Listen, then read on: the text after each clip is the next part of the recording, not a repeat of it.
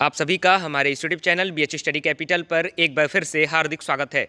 BHU counselling 2020 जिनकी भी पूरी हो गई है या फिर आगे आने वाले डेट में होने वाली है, चाहे आपकी ऑनलाइन काउंसलिंग कंप्लीट हुई है, चाहे आपकी ऑफलाइन काउंसलिंग कंप्लीट हुई है या फिर आगे आने वाले डेट में आपकी काउंसलिंग कंप्लीट होने वाली है, यानी जिनकी काउंसलिंग हो चुकी है, जिनकी काउंसलिंग अभी नहीं हुई है, आगे आने वाले डेट में होगी, दोनों।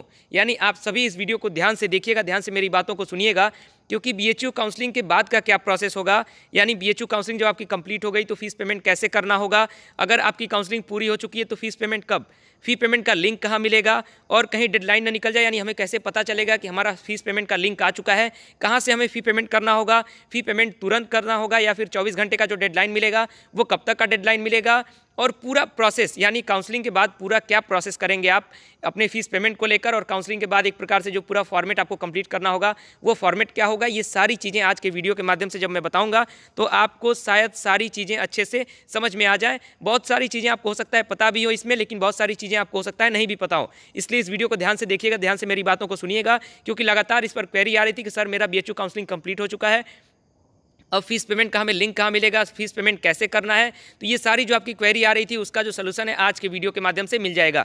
इसलिए जो पहली बार हमारे चैनल पर विजिट कर रहे हो बीएचयू स्टडी कैपिटल पर, अगर आप पहली बार जुड़ रहे हैं, हमारा कोई पहला वीडियो देख रहे हैं, तो चैनल को सबसे पहले सब्सक्राइब कीजिए, यानी रेड कलर का जो आपको सब्सक्राइब बटन दिया हुआ है इस पर सब्सक्राइब कीजिए और बेल आइकन प्रेस कीजिए, क्योंकि बीएचयू स्टडी कैपिटल आपको रेगुलर बीएचयू से रिलेटेड लगातार सही जानकारी के साथ अपडेट आपको देता रहता है। चाहे आप हमारे पुराने पिछले वीडियोज़ पर विजिट करेंगे तो आपको काउंसलिंग और एडमिशन से रिलेटेड बहुत सारी जानकारियां मिल जाएंगी, और अपकमिंग वीडियोज़ यानी जितने भी वीडियो हमारे आने वाले हैं वो आपके एडमिशन से रिलेटेड बहुत ही महत्वपूर्ण वीडियोज़ होने वाले हैं, इसलिए चैनल के साथ बने रहिएगा।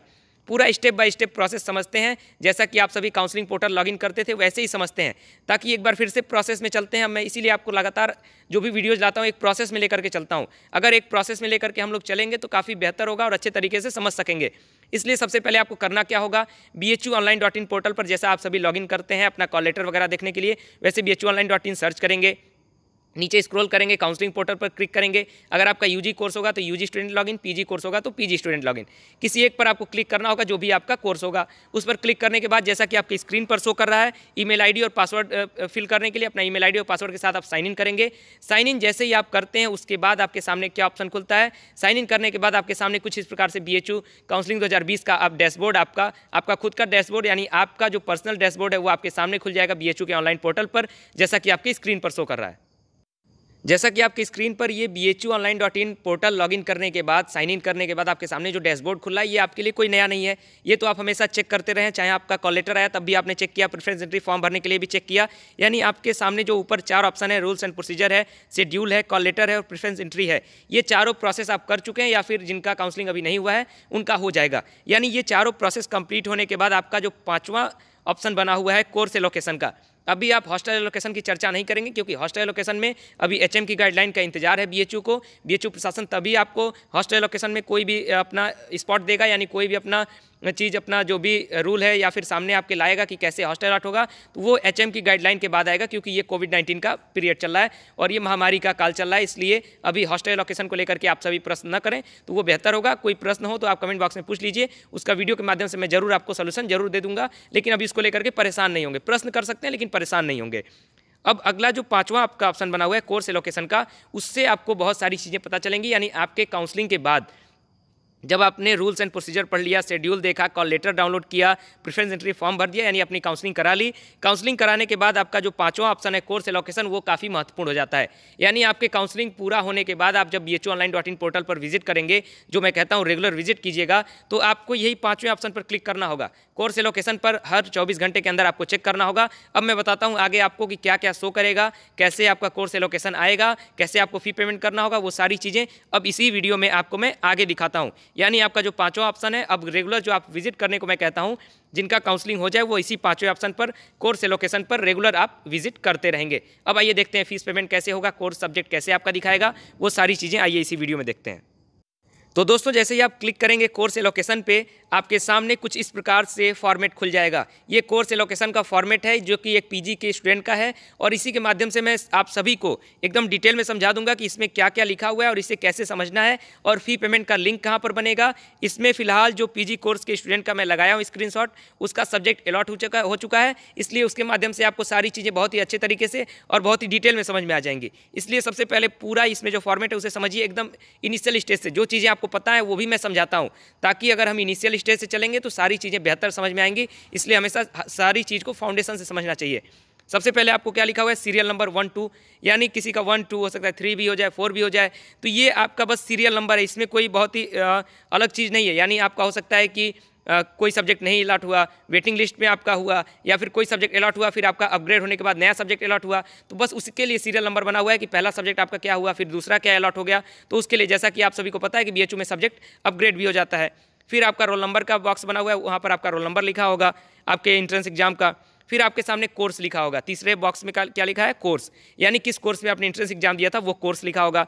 फिर कोटा जहाँ पर लिखा हुआ है वो ये है कि किस कोटे से आपका एडमिशन हो रहा है, यानी आपका जनरल कोटे से एडमिशन हो रहा है, आपके कैटेगरी कोटे से एडमिशन हो रहा है, चाहे ओबीसी हो, एससी एसटी हो, या फिर यूँ कहें कि ईडब्ल्यूएस हो, यानी कोई भी कोटा हो सकता है जिनका इंडेक्स अच्छा हो, अगर वो ऑलरेडी ओबीसी हैं या फिर एसटी एससी हैं, फिर भी हो सकता है उनका जनरल कैटेगरी से एडमिशन हो जाए। यानी उनका अगर जनरल में ही कंसीडर करके एडमिशन हो जाता है तो उनका जनरल ही शो करेगा।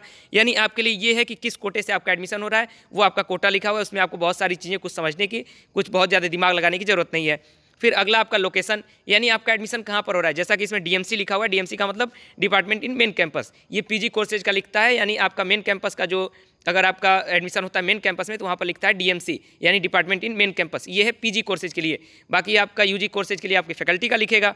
फिर उसके बाद जब आप आगे देखेंगे यहाँ पर दिखेगा रेगुलर फ़ी, यानी जैसे ही आपका कोर्स अलॉट हो जाएगा, ये कोर्स अलॉट होने के बाद का प्रोसेस बता रहा हूँ। जब आपका कोर्स नहीं अलॉट होगा तो यहाँ पर जो भी ऊपर टॉपिक लिखा हुआ है, serial number, roll number, course, quota, location, regular seat, payment deadline, declaration, lock status, ये कुछ भी ऊपर का जो हेडिंग है वो आपको शो करेगा, लेकिन उसके नीचे आपको कुछ भी नहीं शो करता है।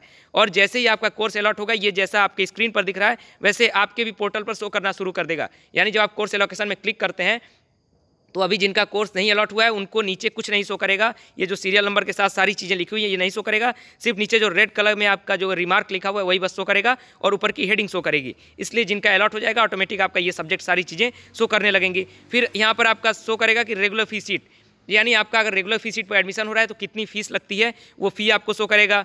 फिर उसके बाद यहाँ पर जब आप आगे बढ़ते हैं तो सबसे महत्वपूर्ण चीज़ जो कि आपकी पेमेंट डेडलाइन है। पेमेंट डेडलाइन का मतलब क्या हुआ कि आपके पेमेंट की डेडलाइन दी गई है, यानी आपको किस डेट तक पेमेंट करना होगा, यानी जिस डेट को आपका कोर्स अलॉट होगा। इसीलिए मैं कहता हूँ रेगुलर पर डे आपको 24 आवर के अंदर, यानी हर 24 घंटे के अंदर अपना पोर्टल एक बार जरूर चेक करें। यानी हर सुबह मुझे लगता है कि आपको एक बार अपना पोर्टल जरूर चेक कर लेना चाहिए, या फिर दिन में आपको 2 बार, यानी हर 12 घंटे में भी आप अपना पोर्टल चेक कर सकते हैं। लेकिन इस बार बीएचयू का जो सब्जेक्ट अलॉटमेंट है वो काफ़ी धीरे धीरे हो रहा है, यानी काफ़ी लेट हो रहा है, और इस बार ऑनलाइन और ऑफलाइन दोनों बोर्ड में काउंसलिंग चल रही है। उसका ये कारण है कि आपका सब्जेक्ट अलॉटमेंट है जो वो काफ़ी दिन बाद हो रहा है आपके काउंसलिंग के। लेकिन फिर भी अपने सेफ जोन में रहने के लिए आप रेगुलर पोर्टल चेक करते रहिए। आपके सामने ये जो पेमेंट डेडलाइन शो करेगा वो आपके कोर्स अलॉट होने के नेक्स्ट डेट का शो करेगा। यानी जिस डेट को अगर आपकी 20 अक्टूबर को अगर इनकी काउंसलिंग यहाँ पर हुई, अगर इनका पेमेंट का आया था, यानी अगर इनका सब्जेक्ट अलॉट जो है वो 20 अक्टूबर को हुआ था, तो इनको पेमेंट की डेडलाइन जो है वो 21 अक्टूबर की दी गई थी। और सभी की डेडलाइन जो है वो 5:59 शाम की होती है, यानी 6 बजे शाम से पहले आपको पेमेंट कर देना होता है। ये चीज़ आपको समझ में आ गई, यानी 24 घंटे का आपको समय मिलेगा पेमेंट करने के लिए। ये आपके पेमेंट डेडलाइन का मतलब हुआ। डिक्लेरेशन का मतलब ये हुआ कि यहाँ पर जैसा कि मैंने आपको बताया कि जिस डेट को इनका आपका आया कि मेरा इनका कोर्स अलॉट हो चुका है, यानी 20 को इनका डिक्लेयर हुआ कि ये कोर्स अलॉट हो चुका है, और पेमेंट डेडलाइन में इनको दिया गया कि 21 अक्टूबर को आपका पेमेंट का लास्ट डेट है, यानी आपको ये डेडलाइन दी जा रही है। यानी जैसा कि मैंने आपको बताया 24 घंटे का समय उस प्रकार से आपकी स्क्रीन पर ऑलरेडी शो कर रहा है। उसके बाद यहाँ पर जो आखिरी ऑप्शन है लॉक स्टेटस का, ये आपके लिए काफ़ी महत्वपूर्ण है। पेमेंट स्टेटस, पेमेंट डेडलाइन के बाद आपके लिए जो लॉक स्टेटस का जो यहाँ पर बॉक्स बना हुआ है, जो हेडिंग बनी हुई है, वो आपके लिए काफ़ी महत्वपूर्ण है। यहाँ पर इनका फ़ी पेमेंट डन हो चुका है, तो उसके बाद इनका यहाँ पर पेमेंट डन शो कर रहा है। जिनका पेमेंट डन नहीं हुआ है, यानी जैसे ही आपका कोर्स अलॉट होगा, आप सभी पूछ रहे हैं कि फ़ी पेमेंट का ऑप्शन बनेगा कहाँ से लिंक मिलेगा हमें फ़ी पेमेंट करने के लिए।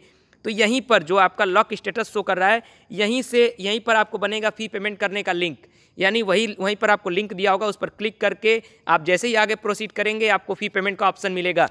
ये फिलहाल जिनका सब्जेक्ट अलॉट हो चुका है उसका मैं दिखा रहा हूँ, उसके कारण से यहाँ पर जो फी पेमेंट का ऑप्शन बनता है, कैसे फी पेमेंट करना है, जो लिंक है वो नहीं आपको दिखेगा क्योंकि इनका सब्जेक्ट अलॉट हो चुका है। मैं सब्जेक्ट अलॉटमेंट के माध्यम से आपको दिखा रहा हूँ ताकि समझ में आए, इसलिए यहीं पर जो लॉक स्टेटस के नीचे है वहीं पर आपको बनेगा फी पेमेंट का ऑप्शन।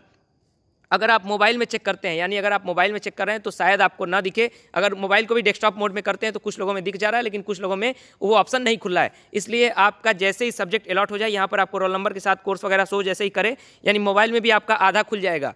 तो तुरंत जैसे ही आपका अलॉट हो आप अपने डेस्कटॉप में खोल लीजिए या फिर जाकर के साइबर कैफे पर ओपन कराइए। देखिए कि आपके फी पेमेंट का लिंक बना होगा, उस फी पेमेंट के लिंक पर जाकर के अपना फी पेमेंट कीजिए और 24 घंटे के अंदर अपना फी पेमेंट आप कर देंगे, आपका बीएचयू में एडमिशन हो जाएगा।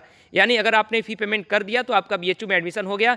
प्रोविजनल एडमिशन कम से कम आपका 3 महीने तक तो बीएचयू किसी भी आधार पर आपका एडमिशन नहीं कैंसिल कर सकता। उसके बाद आपका जो थोड़ा बहुत अगर प्रोसेस कुछ बचा है, कोई अगर आपका सर्टिफिकेट आपने नहीं जमा किया है, मार्कशीट नहीं जमा किया, तो आपने जो समय दिया होगा उसके अंदर में आप जमा कर देंगे और आपका बीएचयू में एडमिशन कंप्लीट हो गया। एक प्रकार से आप जैसे ही फी पेमेंट कर देते हैं, आपका जो एडमिशन की जो फॉर्मेलिटी है वो पूरी तरह से कंप्लीट हो जाती है और आपका बीएचयू में एडमिशन हो जाता है। उसके बाद जैसे ही सेंट्रल गवर्नमेंट की गाइडलाइन आएगी, होम मिनिस्ट्री की गाइडलाइन आएगी, आपके शिक्षा मंत्रालय की गाइडलाइन आएगी, आपका बीएचयू कब खोलना है, यूजीसी की जो निर्देश आएगा उसके आधार पर कि बीएचयू कब ओपन होगा, तो आपका जो ओपन का निर्देश होगा वो सारा जैसे ही निर्देश वहाँ से सेंट्रल गवर्नमेंट से आएगा, बीएचयू तुरंत पास करेगी कि आपका कैंपस किस डेट को खुला है। और ये अपडेट आपको कैसे मिलेगी? हमारे इस चैनल बीएचयू स्टडी कैपिटल के माध्यम से।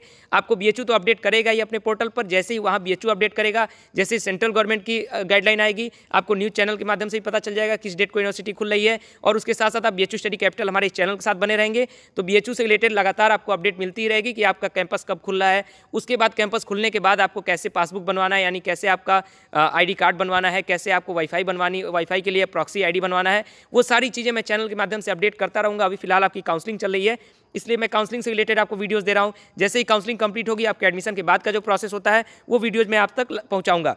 इसलिए चैनल के साथ बने रहिएगा और वीडियोज अच्छा लगे तो लाइक जरूर किया कीजिए, क्योंकि आपके लाइक से हमें पता चलता है कि हमारा वीडियो आप सभी के लिए कितना इंपॉर्टेंट हुआ है, कितना महत्वपूर्ण साबित होता है। इसलिए वीडियोज आपके लिए लगातार हम लोग लाते रहते हैं और वीडियोज को लाइक किया कीजिए और अपने दोस्तों को सजेस्ट कीजिए जो भी नेक्स्ट ईयर के लिए तैयारी करना चाहते हैं बीएचयू एंट्रेंस एग्जाम 2021 के लिए। हमारे चैनल के साथ अगर बने रहेंगे तो उनको बेहतर गाइडलाइन मिलती रहेगी, इसलिए उन्हें भी सजेस्ट कीजिए और खुद भी चैनल को सब्सक्राइब कीजिए बीएचयू से रिलेटेड लगातार अपडेट के लिए। और बहुत सारी शुभकामनाएं सभी को जिनकी काउंसलिंग चल रही है 2020 में और जिन्हें एंट्रेंस एग्जाम की तैयारी करना है 2021 की, वो भी अच्छे से अभी तैयारी करते रहे। मैं जल्दी गाइडेंस के रूप में कि आपको कैसे तैयारी करना है एंट्रेंस एग्जाम 2021 की, यानी how to crack BHU entrance exam 2021, उसके लिए आप सभी को बीएचयू स्टडी कैपिटल हमारे चैनल के माध्यम से गाइडेंस मिलती रहेगी। और जिनका एडमिशन होने वाला है इस साल 2020 में, वो भी हमारे चैनल के साथ बने रहें। यानी दोनों को, जिनको अगले साल की तैयारी करनी है और जिनका इस साल एडमिशन हो रहा है, आप सभी अगर चैनल के साथ बने रहेंगे तो आपके लिए काफ़ी बेहतर होगा। इसलिए चैनल के साथ बने रहिएगा और दोस्तों को भी सजेस्ट कीजिए चैनल को सब्सक्राइब करने के लिए और वीडियोज़ को लाइक करते रहिए, अपने दोस्तों के साथ ज़्यादा से ज़्यादा शेयर करते रहिए।